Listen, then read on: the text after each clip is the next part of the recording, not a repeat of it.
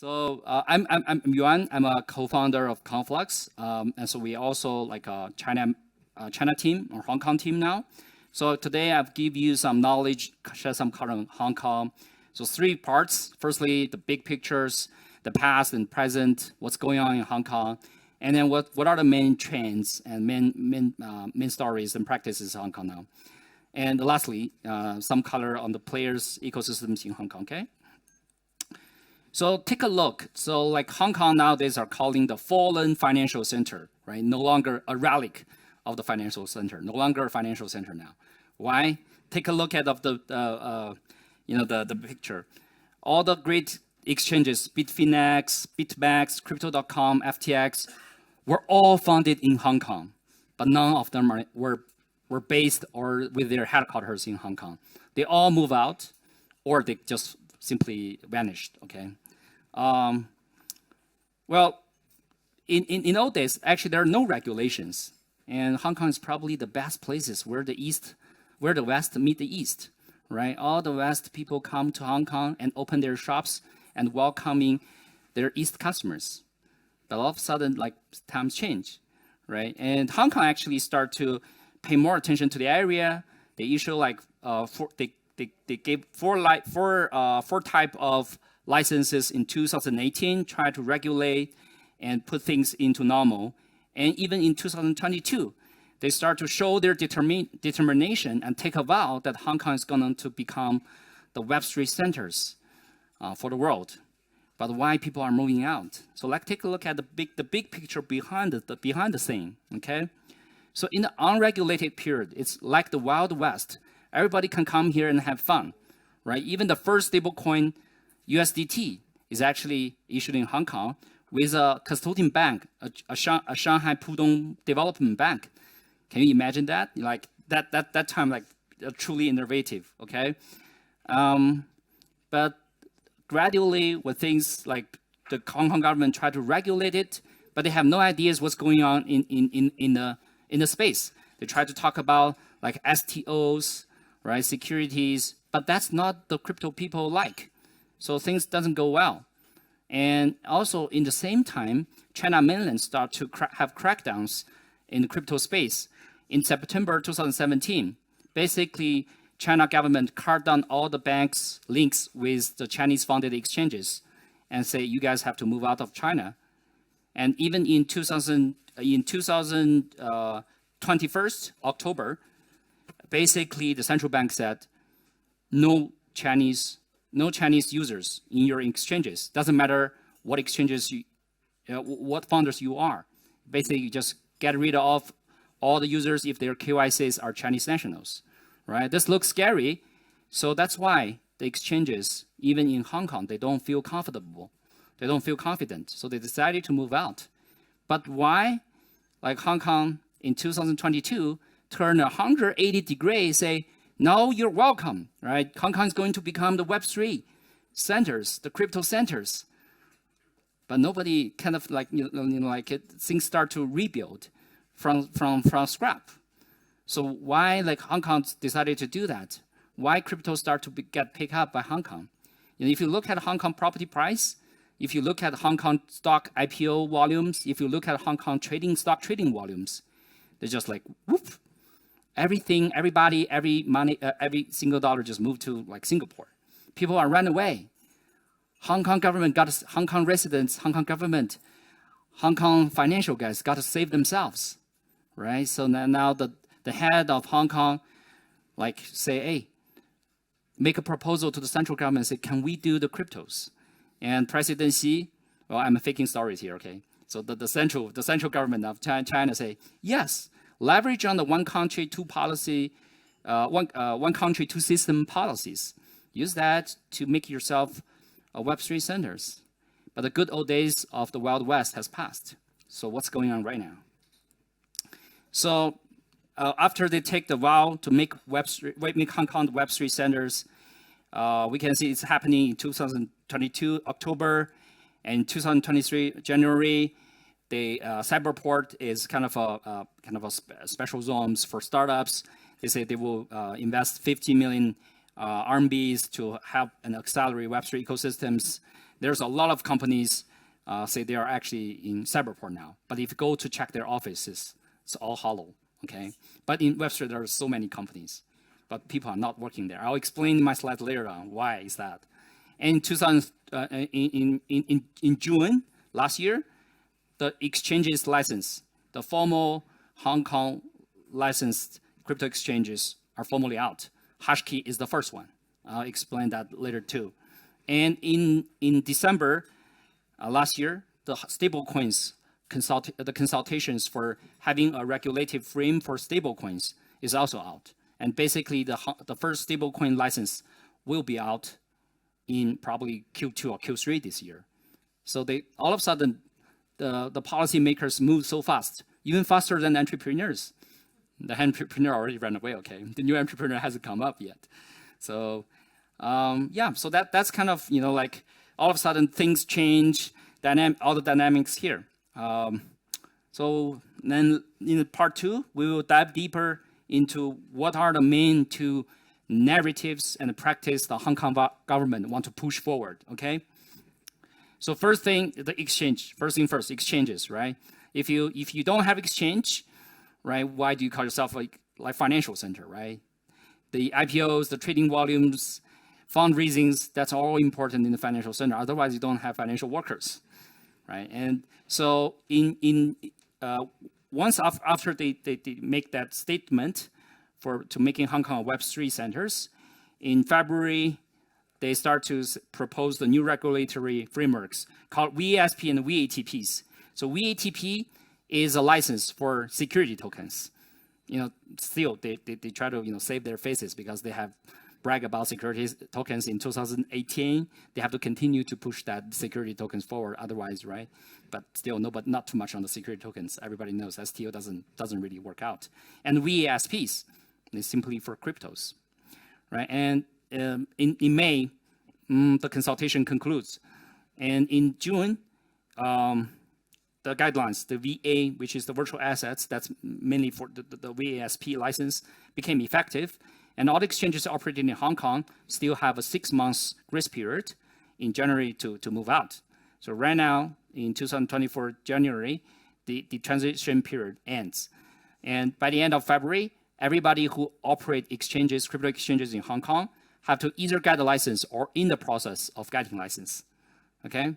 And in May this year, everybody operating in Hong Kong must have a license. Otherwise, you won't be able to open your exchanges to Hong Kong residents, okay? But that doesn't limit Hong Kong exchanges to only Hong Kong residents. Hong Kong exchanges can open to, you know, be open to the world as long as they comply with the, you know, policies with other countries. So I'd like to make a metaphor here.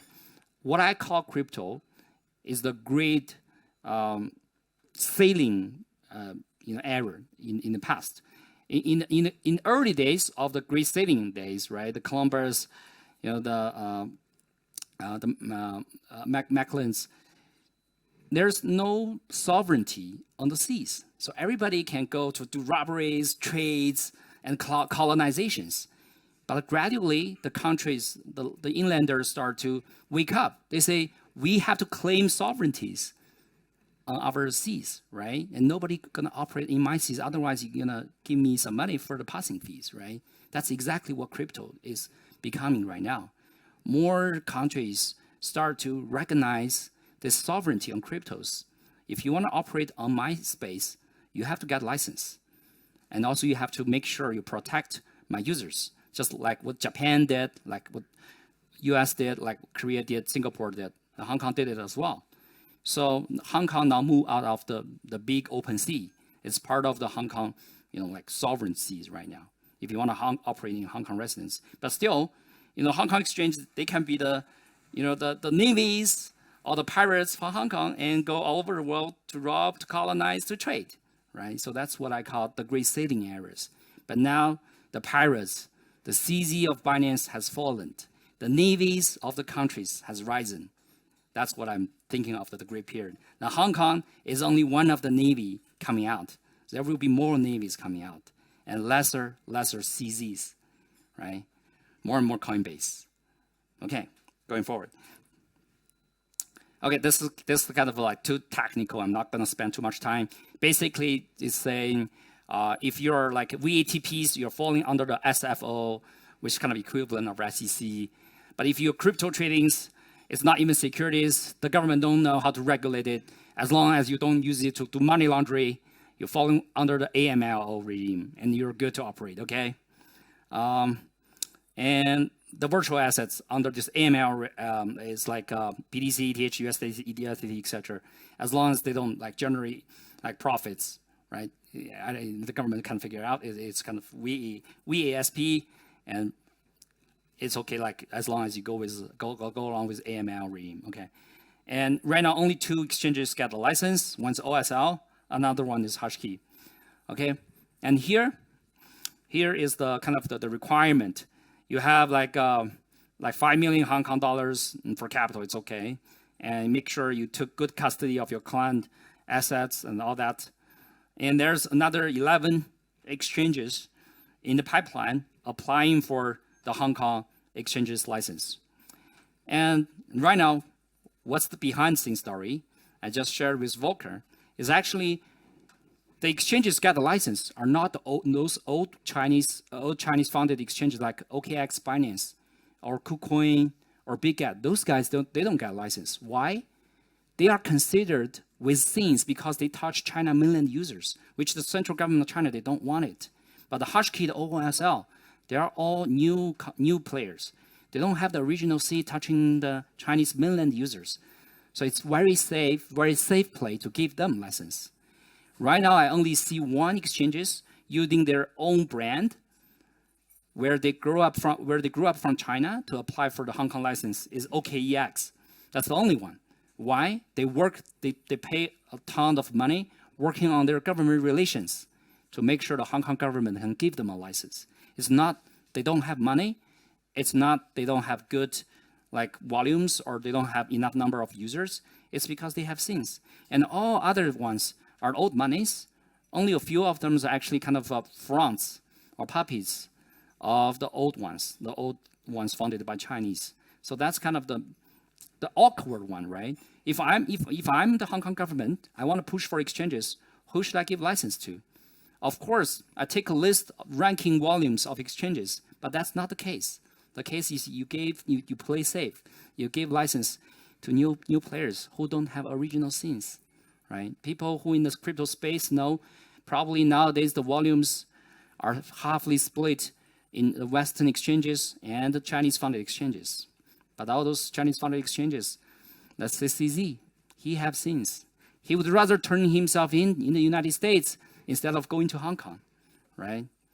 Otherwise, Hong Kong is actually a good compromise for him. That's what the OKX choose. Okay, let's keep going. Okay, Hashkey. As I said, this is Mr. Xiaofeng, the head of Hashkey Group, where he made tons of money, seeded Ethereum seed, not like ICO, proceeding ICO, and bought a lot in secondary in the early days, when nobody gave a shit about Vitalik, he did. So that's how he got himself rich. But he never touched exchanges only until the Hong Kong government started to have a license. So he doesn't have SIMs. He's an investor. Okay. So their strategy is not as aggressive as like Binance or BigGet. They hire a lot of KOLs to do like, a lot of kind of promotions. They don't. Their focus is mostly on like OTC tradings, brokerage firms, custody service. So when I met their CEO, like Wong Xiaoqi here, this guy is actually originally from Hobby. So he said, I'm going to sit there and waiting for the bull market comes, and all the family offices, all public companies to use their treasuries and use their portfolio to purchase Bitcoins. So I'm mainly handle with institutional services, and also waiting for interactive brokerage, waiting for like Robinhood in Hong Kong to integrate with my services, so they can basically purchase cryptos through Hashkey in the backend. So they are a venue. Their channel the cryptos into the traditional stock like brokers. So that's their play. They're not going to compete with Binance and OKX or like FTX head to head with the retailers. Okay, so that's their strategy. And the good things about like hashkey exchanges is where you can directly deposit Hong Kong dollars and US dollars into the exchanges and also withdraw like fiat. So it's bank supported.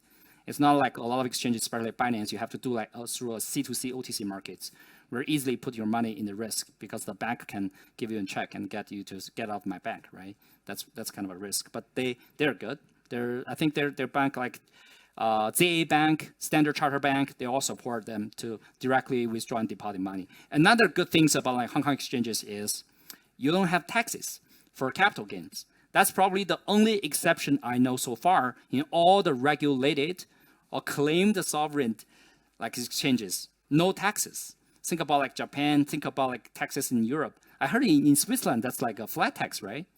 Switzerland is not like a kind of a capital gain taxes. It's a flat tax.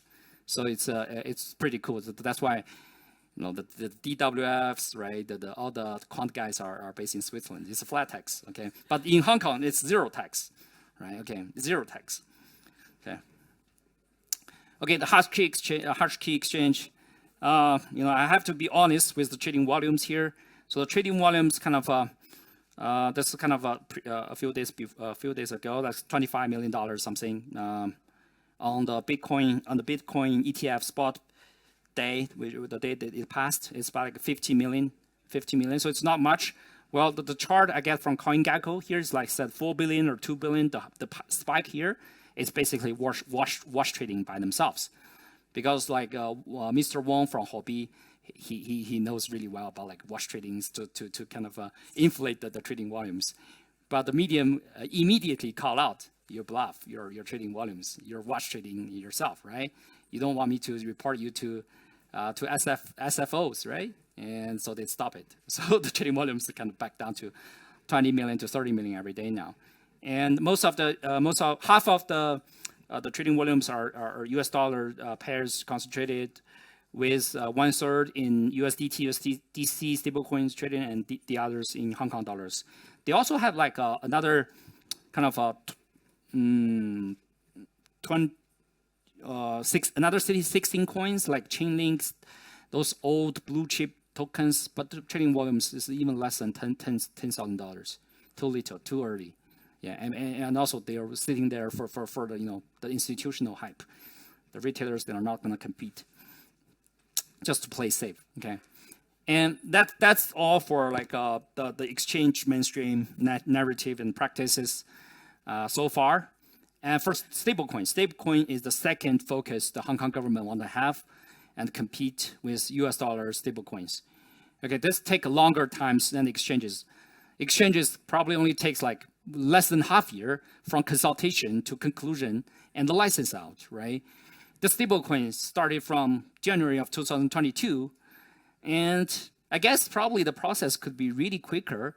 Only all of a sudden the Luna collapsed, right? Everybody just got cold feet. Like 80 billion something like algo stablecoins collapsed. And the first consultation is about the scope of like crypto assets and stablecoins regulations. So should algos be part of it? All of things going on. So only until a year later, they have the first conclusion of the discussion papers. And only after another year, by the end of December, they formally set the consultation, the second consultation in stablecoins, we call it, but they call it a consultation on the legislative proposals to implement regulative regime for stablecoin issuers. And another very important thing is they have a sandbox arrangement. That means they really want to push this forward without the license out. That means if you are a stablecoin issuer today, you can go to Hong Kong and tell the HKMA, say HKMA is actually the main regulative authorities for it. You can tell them, say, hey, I want to run a stablecoin organization, but you don't have the license. They say, it's okay, I can put you in the sandbox, right? As long as you meet my requirements. And after the license is out, you can go get the license and then you know, like get yourself ready. And another thing is that the stablecoin license will only be for Hong Kong dollar stablecoins. So they are not going to put their hands on stablecoins on other currencies. That's what I read from the paper. Okay, and they call it FRS, fiat reference stablecoins. Basically, it's like not the algos are all excluded. They only gonna regulate and license the fiat-backed ones. Okay. And right now, what are the stablecoin players in Hong Kong? So the first one is a very interesting one called First Digital. There are people who are Binance frequent users and IDO, Launchpad, Launchpool frequent users, they probably familiar with FDUSD, First Digital. So First Digital, they're based in Hong Kong. Hong Kong-based financial company launched in middle of last year. And they have plans to issue Hong Kong dollar stablecoin, but the first stablecoin they issue is actually FDUSD, a US dollar stablecoin. Does anybody know what's the background and what's the reason for FDUSD? Anybody knows? Yes, that's the right answer. BUSD. So what's BUSD?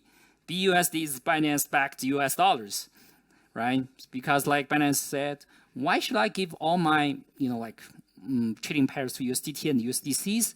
And have them basically have a free ride with me to boom their inflation, to boom their circulations and trading volumes. I'm gonna replace them with my own stablecoin, so I can make that 5% U.S. Treasury yield on my stablecoin reserves.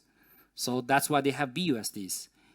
But the thing that they put it wrong is they use Paxos Trust. Paxos Trust is based in the United States, right?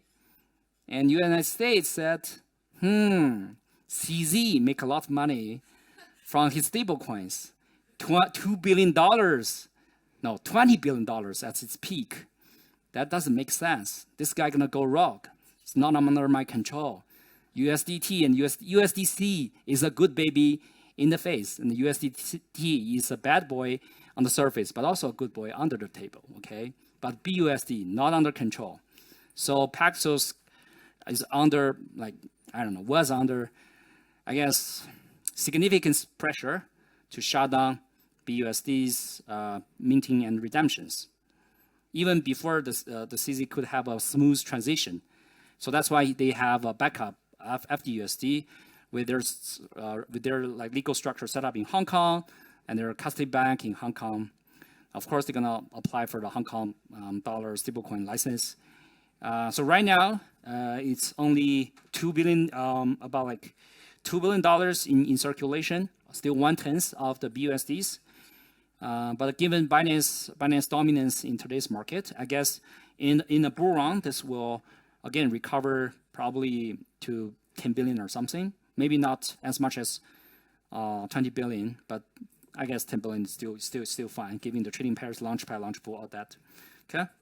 And also, I believe that the Hong Kong dollar stablecoins gonna issue by them will probably have the largest circulation in the next cycle because they have the Binance exchange support. And next one is RD Technologies. RD Technologies is actually affiliate with Hashkey Group. Hashkey Group, kind of get their money rich in the Ethereum ICOs, and how Hashkey exchanges and RD Technologies or their stablecoins play. So RD Technologies, their former the chief executive is their CEO, their founder Norman Chen is actually the former chief executive of HKMA, and the HKMA is the main regulative authorities for Hong Kong dollar stablecoins. So this is kind of what we call it: the civil servants play the business story. Okay, of course he will get a license very early, given his know-how and network in the HKMAs. But also because he's from the government side, so he play more safely. So he already have a wallet focus on the traditional business side, like doing kind of cross-border settlement and payment solutions for business, instead of all the stablecoins actually in crypto that get started with crypto trading pairs instead of settlements, right? That's how the stablecoin should evolve in our industry. I'll cover that in a minute. And also AnchorX, this is kind of a slight advertisement for us, because this is going to be a very close partners with Conflux. They will have their stablecoins trading pairs launched on OKX, maybe in Q1 or Q2, and their main chain will be on Conflux. The reason that OKX will support their trading pairs against USDTs or other US dollar stablecoins, USDC maybe, is because OKX himself don't want to get its hands on stablecoin business. Felt like it's probably too risky, giving a lot of money laundering issues. But he also want to make some money from the stablecoin business. How could he do that? He learned from the lessons of Paxos. So he himself set up a trust.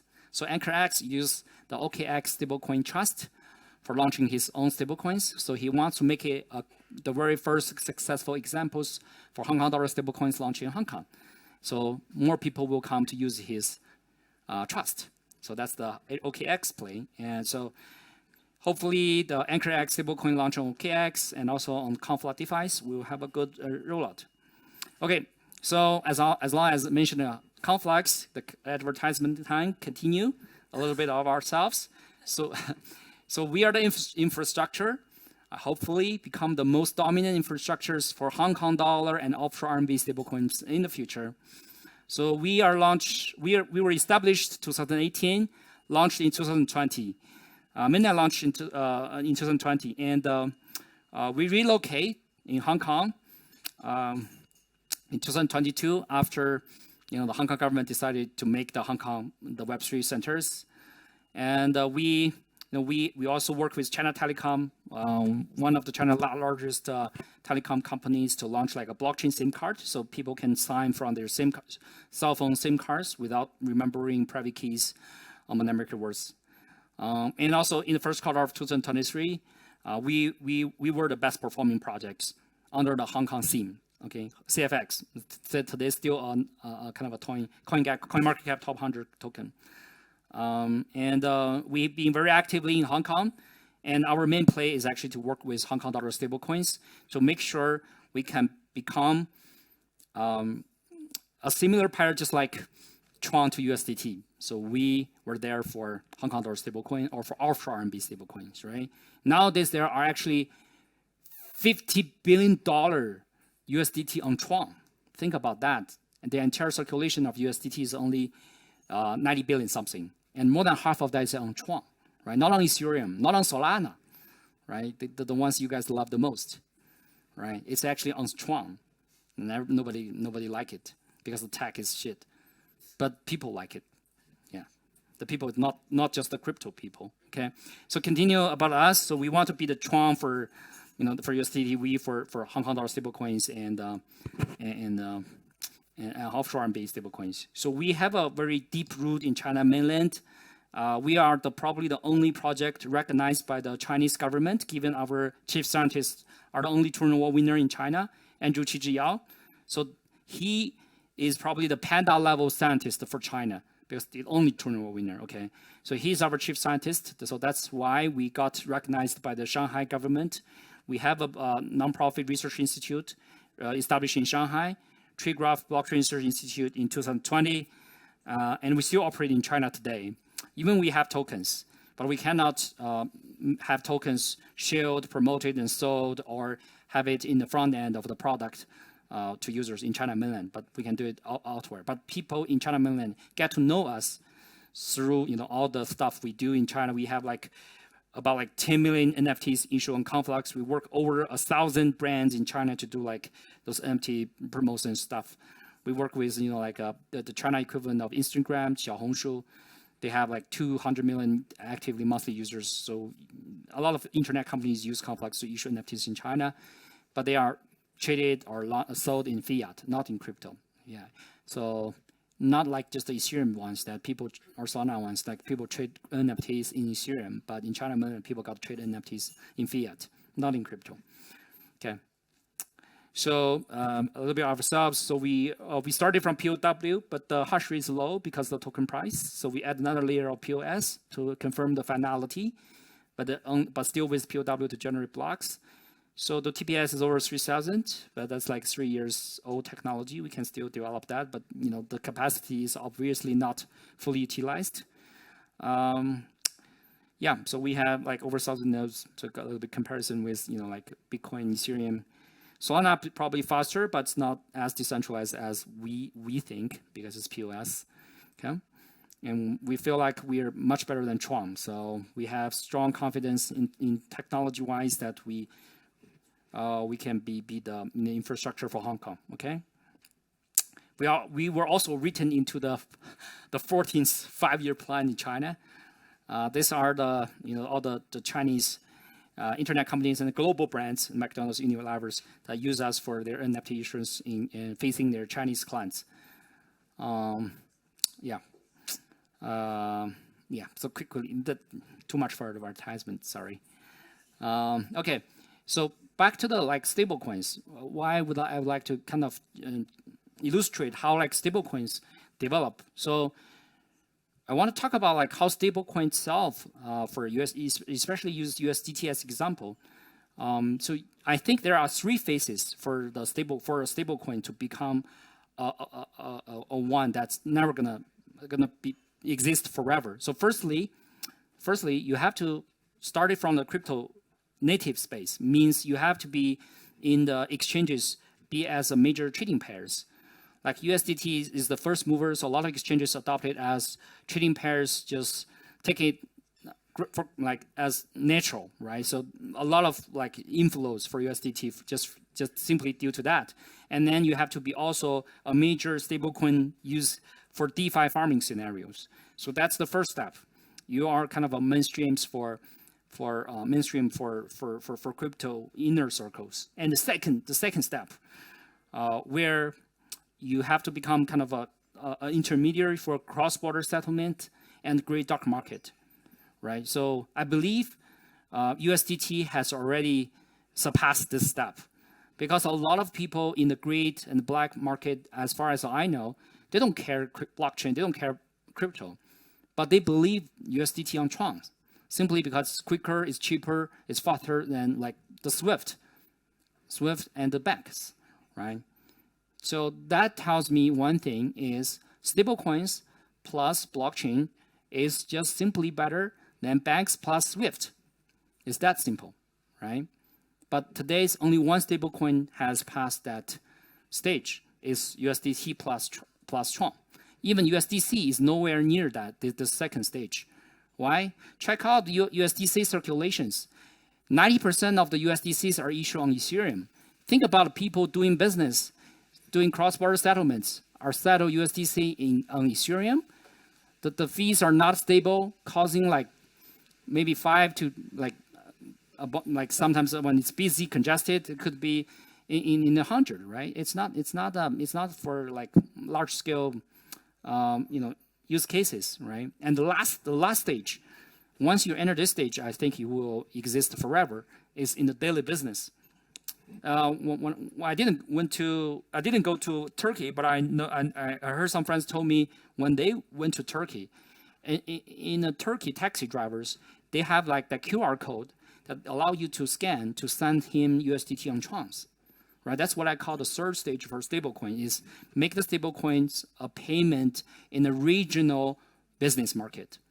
Once you penetrate into a local business, especially when that country have super inflations, right? When that country don't have the internet capability to enforce an internet Great Wall just like China did, eventually the stablecoin is going to populate that area.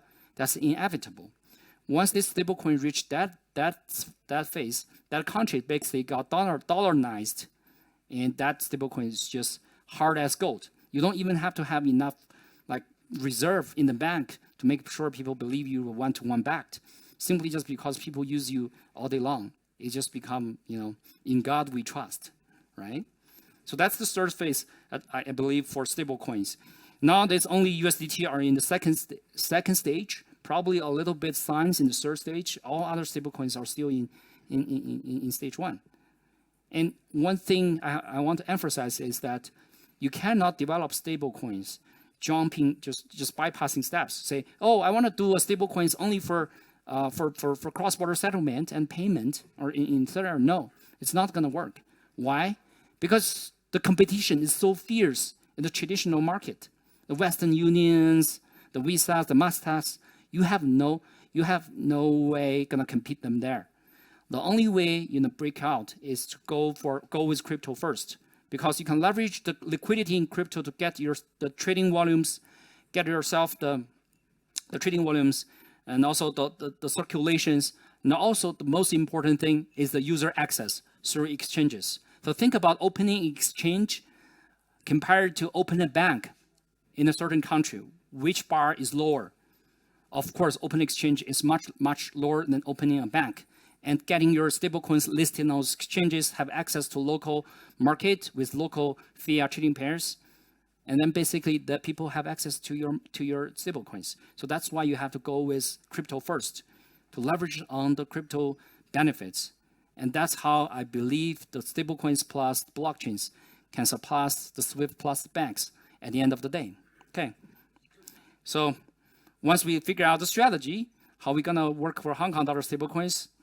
So the OKX play the role of exchanges, and we will help them get listed on more DeFi, on more exchanges, and build a lot of DeFi protocols, maybe the forks like just similar to Ethereum's, and then make sure we build scenarios for them on Conflux to help them to bootstrap the initial liquidity and circulations for the Hong Kong dollar stablecoins, and get them listed on as many as exchanges as we can. So gradually bootstrap that network out. I guess because there's no first mover advantage today, but we can still follow the steps that USDT has passed naturally. But this time we have to do it manually and on purpose. Okay. And today, US dollar stablecoin still accounted for 99% of the stablecoin universe. I believe we have a chance, not just for Hong Kong dollar stablecoins, but also for offshore RMB stablecoins. This is because today China is still the world's largest import and export markets in the world.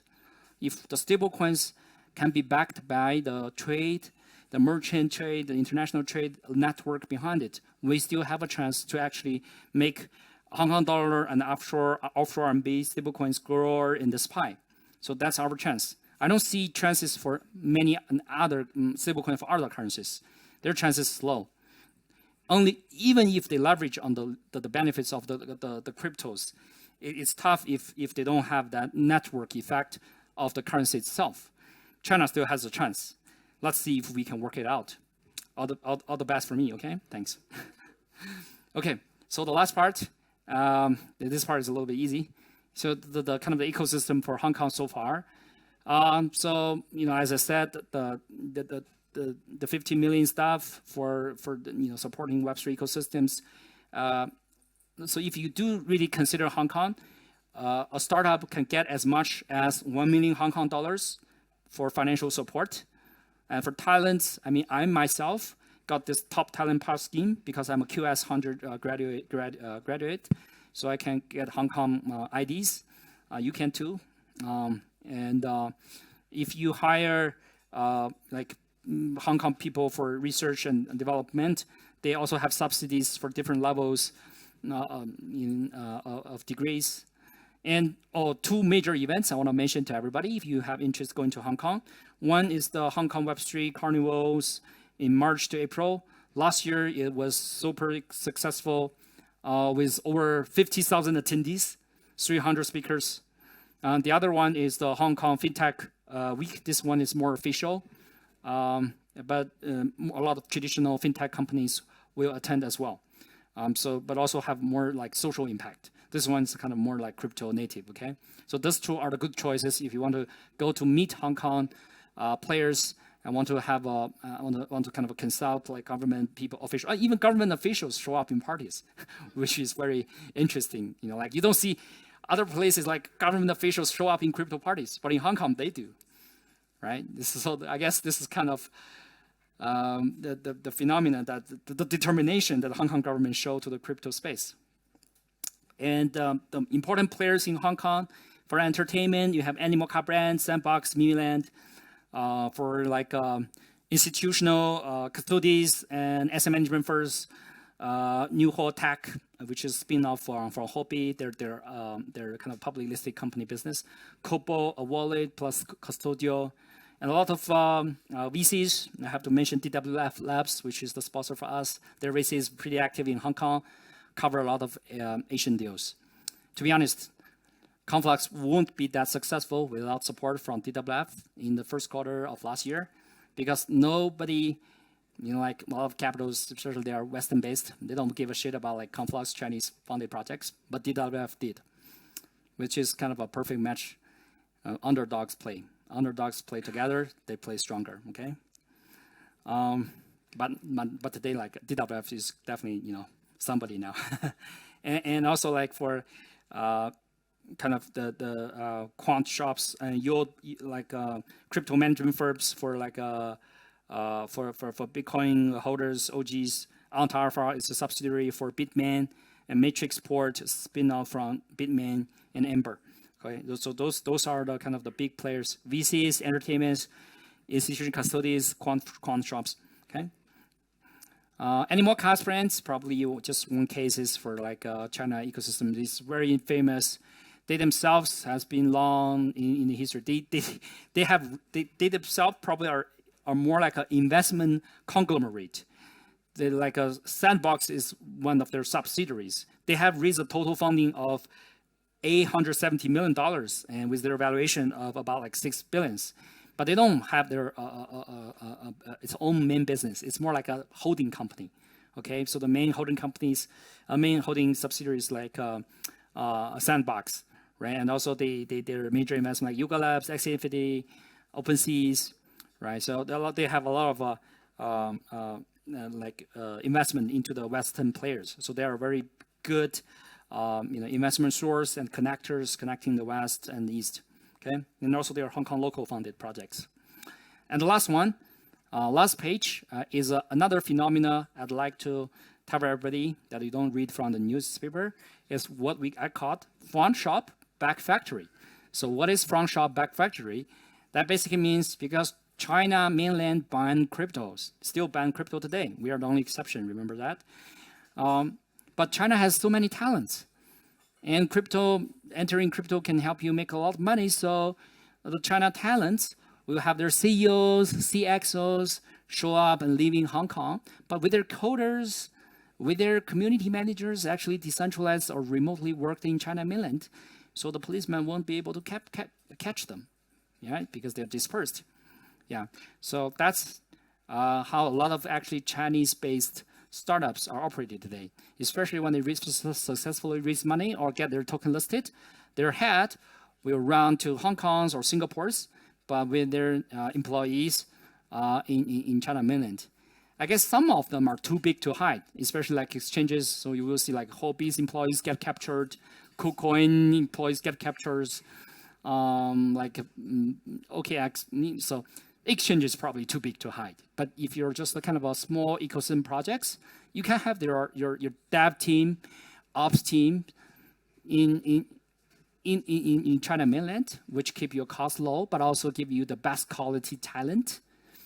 But with your head guys in Hong Kong and Singapore, away from the policeman's invasion, okay?